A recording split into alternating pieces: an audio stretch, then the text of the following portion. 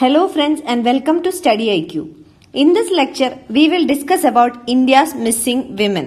All my previous current affair videos are available on my Facebook page. Also the economic survey series YouTube links are also available on my Facebook page. Let us start. First of all, let us see the concept of missing women. What is meant by missing women? It means there is a shortfall in the number of women relative to the expected number of women in a region or country. So there will be an expected number, and when the actual number is less than the expected number, we call it as a shortfall, and this shortfall is called missing women, which means these women are missing. This happens because there is a preference for boys. This preference has led to missing women. This concept of missing women was put forward by Professor Amartya Sen, and this year economic survey acknowledges that this is one of the most pressing problems in our country, and one special chapter is dedicated for this missing women and also unwanted girls. The chapter is called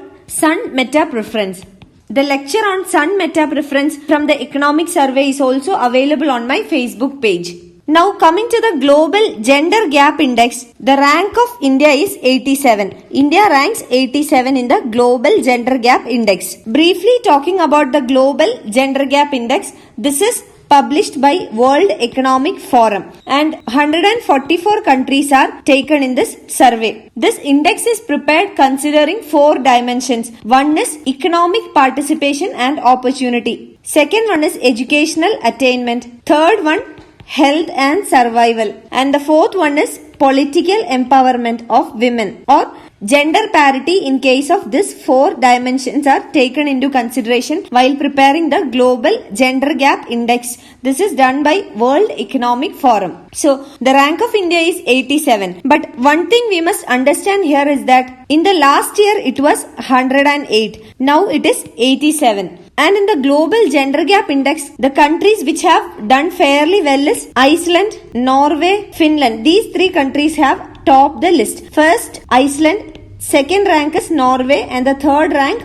Finland. And we said that 4 indicators are taken into consideration. One is economic, second one educational, third one health, and fourth one is political. So in this 4 indices, India has done very badly or poorly performed in 2 indices. One is health and the second one is economic participation and opportunity. And coming to the health indicator, the rank is very less because of the poor sex ratio at birth and also the Sun Meta Preference. These are the 2 reasons why we have a very bad performance when it comes to health and survival indicator.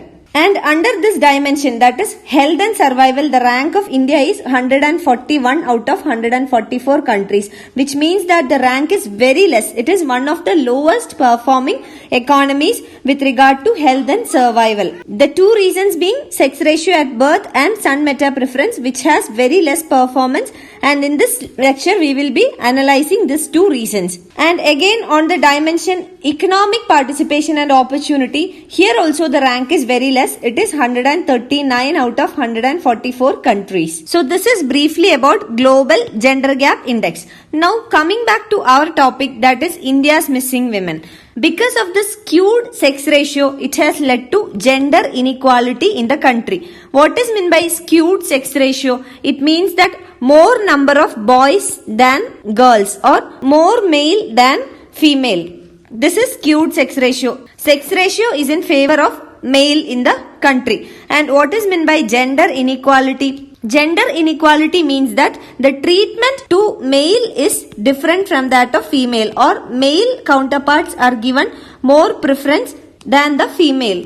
This can be in the form of education, health, nutrition, etc. In many parameters, there is gender inequality. It can be either political involvement, employment opportunities, etc. So the conclusion is that because of the skewed sex ratio, more preference for male than female, this has led to gender inequality in the country. And in order to come up of this situation, many information campaigns are conducted by the government. One recent and very popular information campaign is Beti Bachao, Beti Padhao campaign. But what is the challenge in these information campaigns? Education in itself has not reduced India's preference for boys. In education itself, it is skewed or it is preferring boys than girls. So this is one major challenge. Now let us look at the education challenge. Educated parents are more likely to engage in illegal sex-selective abortions. And what is the reasons for this? Because they are able to afford it. So we can say that it is among the educated also there is sex-selective abortions and more preference for male children. Now coming to the health index. Health index is released by Niti Aayog. According to the health index, girl to boy sex ratio at birth has dropped in 17 out of 21 larger states in India. Majority of the larger states in India has a boy preference. So this has led to skewed sex ratios at birth. What is meant by sex ratio at birth? It means the number of girls born for every 1,000 boys. So a majority of the larger states in India are favored for male children, and this includes states like West Bengal, Madhya Pradesh, Maharashtra, etc. And considering the improvement, sex ratio has improved only in a few states like Bihar, Punjab, UP, etc. This is with regard to larger states. So what does it indicate? It indicates that information alone is not enough to change the mindset. This is an attitudinal problem basically. So in order to change the attitude or the mindset, information is not enough. Now let us see whether the provision of job information helps. Abdul Latif Jameel Poverty Action Lab, that is JPAL, they have conducted a survey. And this survey measured whether the provision of job information improved female employment and reduced discrimination against girls. So this was by providing job information. So what the recruiters had done, the recruiters held information sessions in randomly selected villages, and in this information sessions what were explained, they explained to women the nature of BPO jobs, that is business process outsourcing, the call center jobs, then compensation levels of this BPO jobs, necessary qualifications required, application procedures to get this BPO jobs. So information session was conducted to explain the BPO jobs, the nature, compensation, qualification, and how to apply. All these things were explained. And the study found that the spread of information, this information session has helped women to find jobs, and this encouraged the parents of girl children in order to invest in daughters' education. And investing in daughters' education means they are getting some good job, and this delayed the age of marriage and childbearing. So we can say that job information is very helpful in women empowerment. When they become financially independent, when they bring some revenue to the family gets motivated to educate them. They will delay the marriage, childbearing is delayed. So this will lead to empowerment of women. So this job information was helpful to improve female employment, reduced discrimination against girls. Again, another effort by the JPAL, that is Abdul Latif Jameel Poverty Action Lab, another effort was to reduce the spread of HIV, and the survey has found that teenage girls are more responsive to risk information. Now coming to cash transfer schemes. Cash transfer schemes are another approach by the government in order to encourage behavioral change in parents. So this is aimed at changing behavior or attitude of the parents towards girl children. The government provides direct cash transfers, and also various state governments have made initiatives in order to bring in cash transfers, either conditional transfers or unconditional cash transfers. If we look at some examples, governments of West Bengal, Haryana, etc. has brought certain schemes which permits cash transfers to parents or girl children. Some examples are Kanya Shri, Ladli, Devi Rupak, etc. So this cash transfer schemes motivate the families to educate girls, and by educating the girls, this can improve gender parity in the long run. So education is one way in order to increase the gender parity in the long run. Studies says that this has helped, that is cash transfer schemes has helped in changing the behavior or attitude of the parents, and also it has proved that these schemes increase the school attendance, that is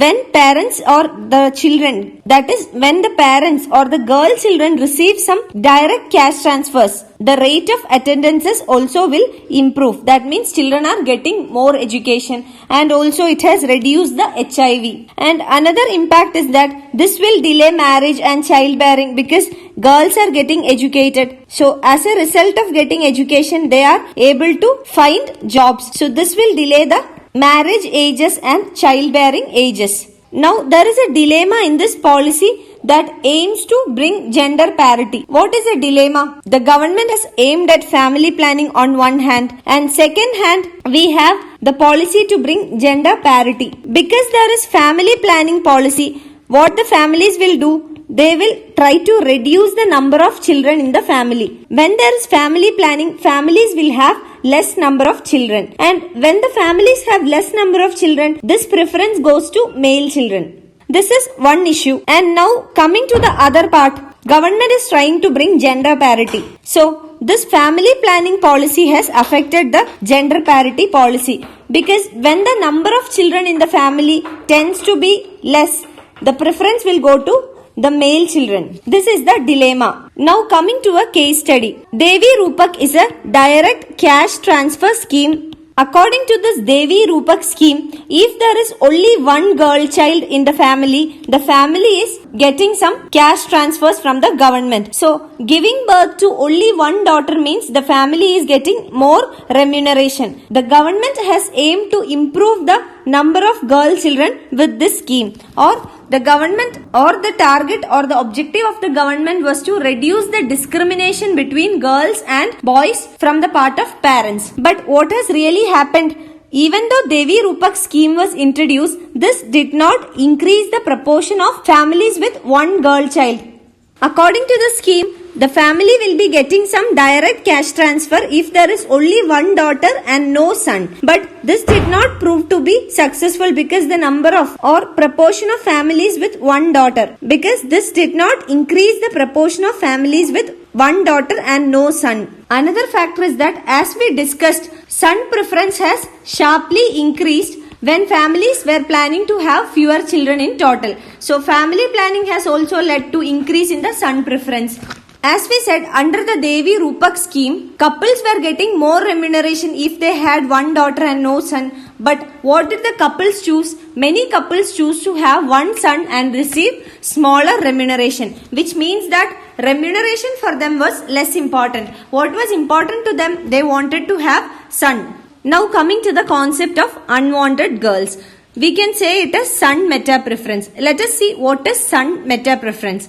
Parents may choose to keep having children until they get the desired number of sons. So this is known as son meta preference, and this will lead to fewer resources devoted for daughters. And according to son meta preference, families where one son is born, they are likely to stop having children than families where a girl is born. So if a family has a girl child, they will keep on having children until they get a boy or until they get the desired number of sons. So this phenomena is called son meta preference. And as a result, what happens is that girls whose parents wanted a girl but instead they had a boy, what they will do? They will dedicate fewer resources for this girl, and this girl is known as the unwanted girl. Actually, the parents wanted to have boy, but they had some girl children. So these girls are mentioned as unwanted girls. And according to the statistics, there are 21 million unwanted girls in India, which means